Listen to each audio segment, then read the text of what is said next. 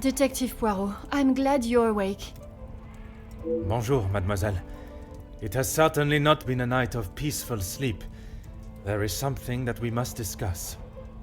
Please, detective, I'm not sure I can take any more surprises like last night. I'm afraid this may be the most upsetting of them all. You have found Felix's killer, haven't you? I have. And the guilty party will certainly come as a shock. Detective, please. It was Mademoiselle Elizabeth that was behind the Major's death. You must be mistaken. Elizabeth could not do such a thing. I assure you I am not. It is something I spent much of last night deliberating. When you spoke of the telephone lines being out of order, it made me question the conversation I thought I had heard Monsieur Sterling make with the Major before connecting the call to him. But it hasn't been working all weekend. Exactement, mademoiselle. That is when I knew I had once again been lied to.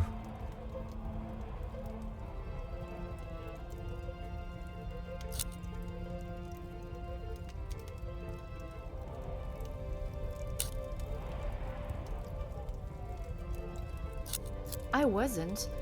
What were you doing in there, detective?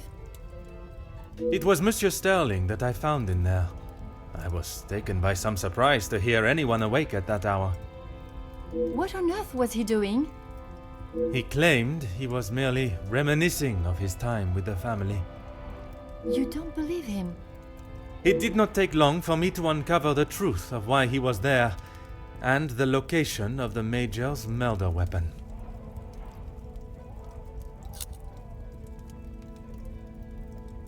Hidden area? A room that held all of the Major's secrets. I had no idea. Did you discover the reason for his blackmail? I did. Were you aware he was dishonorably discharged from the army? Dishonorably? What does that mean?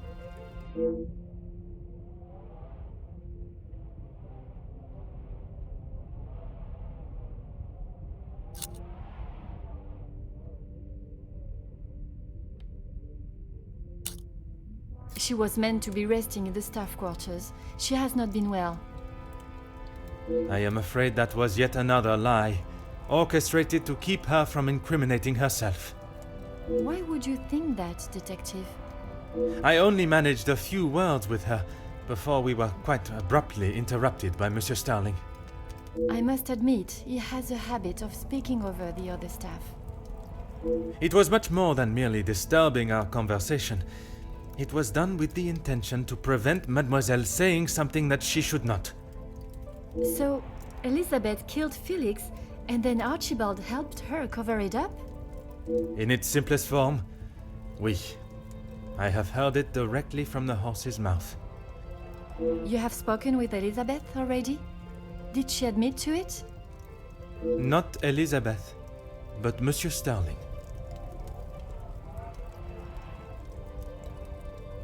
Yes, Gideon told me about the conversation you had.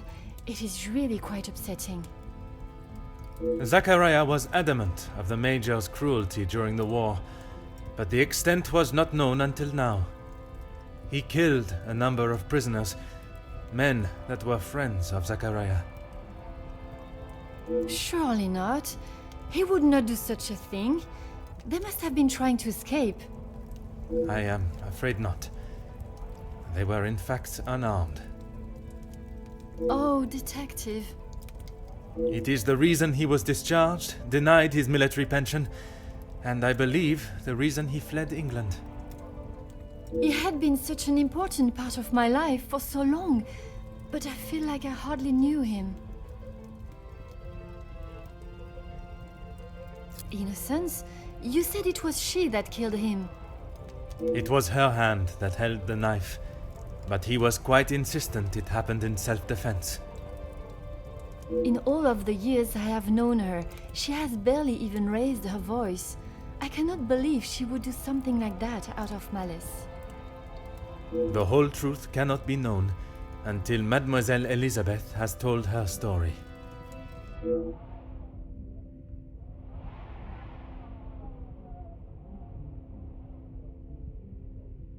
Will you allow me to be present? I think that is an excellent idea. I hope your presence will calm her and will perhaps allow her to speak more freely. Please, detective, I know she has done a terrible thing, but I beg of you to give her the time to explain herself. I will offer Mademoiselle Elizabeth the fair trial that she deserves, as I would with any suspect. Thank you, Detective Poirot. Would you bring Mademoiselle Elizabeth to the study, where we will not be disturbed? Of course, I'll find her immediately.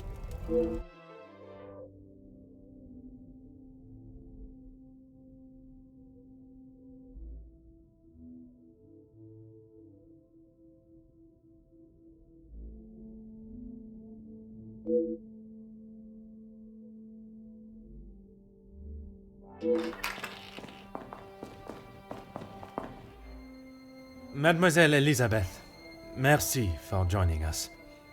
Miss Angeline said you requested to see me urgently. We have some serious matters to discuss, and I would like to waste no further time. Oh, yes, Detective. Still not quite myself. I was surprised when Monsieur Sterling hurried you to assist Madame Vandenbosch last night. I should not have avoided my duties for so long. The house does not stop because I'm feeling a little under the weather. That is true, but you cannot be expected to complete all your tasks if you are not in the right frame of mind. Honestly, Detective, it was best for me to not sit and wallow anymore.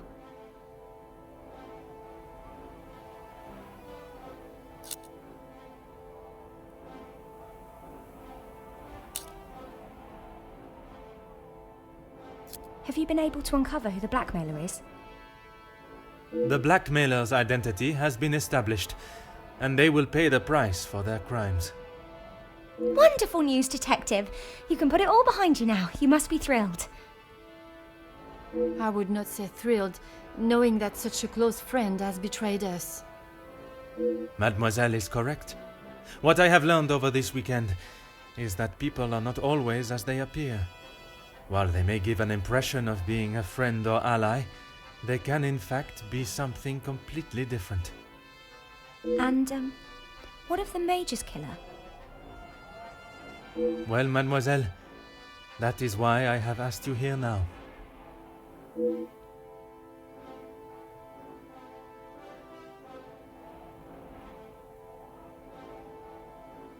I'm not quite sure what you want me to say, Detective. Your honest opinion is all I ask, and, s'il te plaît, do not hold back.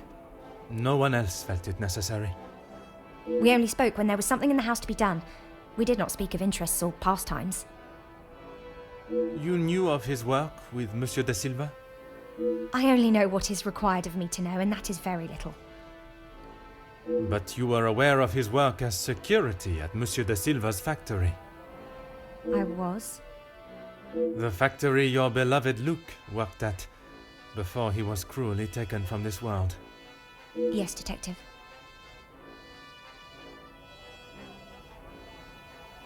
Yes, that is where he spent his last moments. Standing shoulder to shoulder with his fellow workers. The resulting riots were a terrible tragedy, one that I hope we will not have to see or experience again.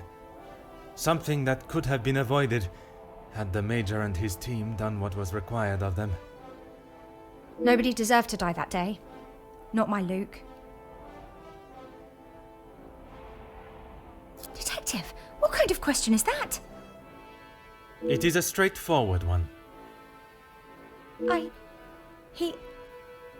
Mademoiselle, if there is something you wish to tell me, now is that time.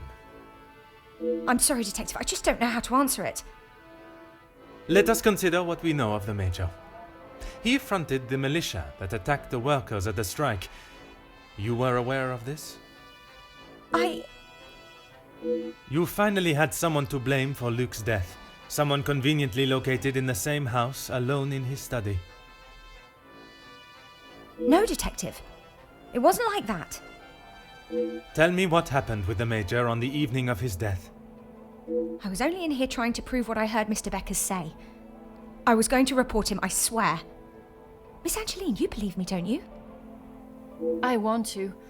I am still trying to understand it all myself. Why don't you start from the beginning? I was delivering Miss Angeline's dress to her room when I heard Mr. Beckers arguing with the Major in his study.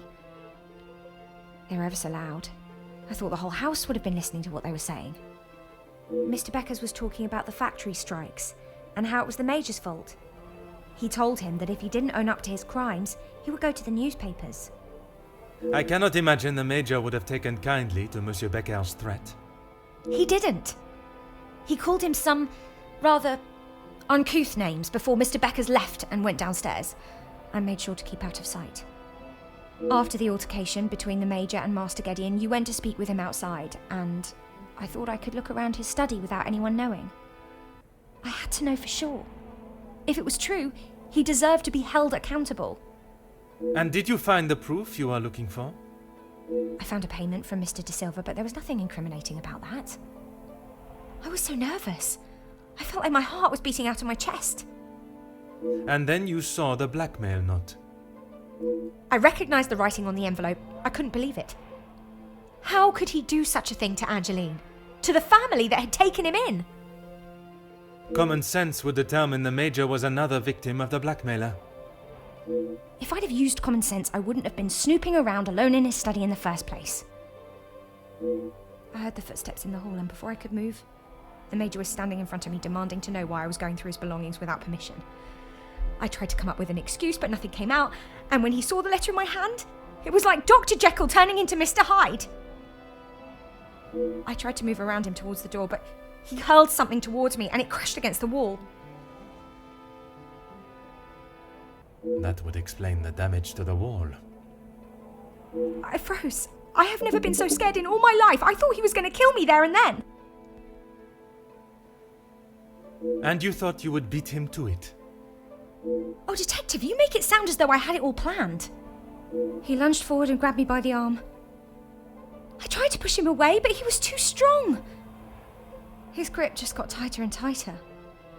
If only you had seen the look in his eyes, I dared not even scream. I saw the sheath on his belt. I didn't know what else to do. I didn't want to hurt him, but he wouldn't let go of me. So you took your opportunity to put an end to it all. I just wanted to get him off me. I didn't want to hurt him. I reached for it and I jabbed it at him. His grip instantly loosened and I ran straight out the door and didn't look back. You did not even look to see what state you had left him in? She had just been attacked, Detective. Oui, please. Continuez. I ran down to the pantry looking for Rahana. She took one look at me and knew something was wrong. I explained to her what had happened and she went to find Archie. She said he would know what to do. We went back to the study and he was still lying there, motionless. Archie said that no one would believe me. That if someone like me killed someone like him, I would be sent straight to the gallows. He left the letter so you would find it. He said that if people knew what the Major was really like, then they wouldn't care what happened to him. So I am to believe that it was Monsieur Sterling and Mademoiselle Rihanna that cleaned the scene and orchestrated a plan that included a fake telephone call and dressing as the Major so that he may be seen. You had nothing to do with that. I swear I had no idea that is what they had done. Archie just told me to stay out of sight. I am no master criminal. Then Monsieur Sterling and Mademoiselle Rihanna will be charged for obstruction of justice and impeding my investigation. Please, Detective, they were only trying to help me. If they wished to help you, they should have brought all of this to my attention immediately instead of committing more illegal acts. Surely you haven't forgotten what happened with Fleurette. She was only accused of stealing a bracelet. I killed a man. It is a day I have not forgotten, mademoiselle, even for a moment. Without your help, I don't stand a chance. Please, Detective Poirot, you are the only one that can help me. Oh, Elizabeth, why didn't you come to me? I didn't think you would believe me. I felt so guilty. And when it was announced yesterday that he was a victim of the blackmailer, I wanted to tell you everything. I came to find you last night, Detective, but Archie stopped me. I'm sorry.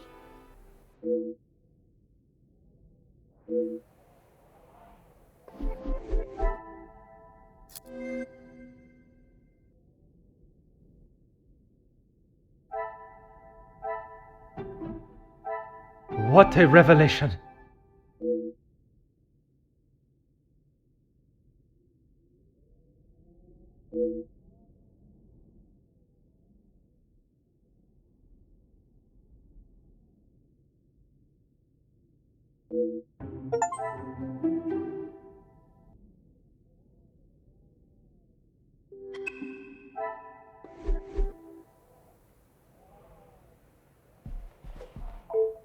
Oh, yes, Detective.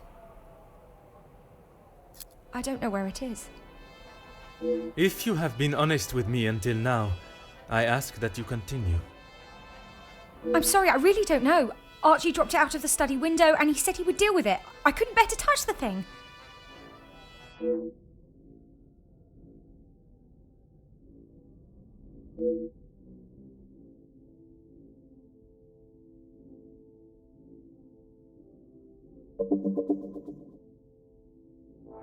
Please, I was only protecting myself. I didn't want to hurt him. He just wouldn't let me go. Oui, mademoiselle. I know.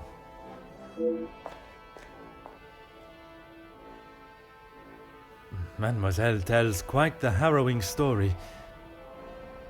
I cannot imagine the Major acting in such a way. But Elizabeth could not make up such a story. After learning what I have about the Major's character this weekend, I would not question the lengths he would go to in order to keep his secret hidden. I know that you share a close bond with Mademoiselle Elizabeth, but you cannot allow your personal feelings to taint your belief of what took place. She has committed a terrible crime, but she will live with that for the rest of her life. She is not a cold-blooded killer. If what she says of the Major's attack is true, she acted in self-defense, and in the law's eyes, a crime has not been committed. I will do everything I can to make sure her story is heard and a fair trial is conducted.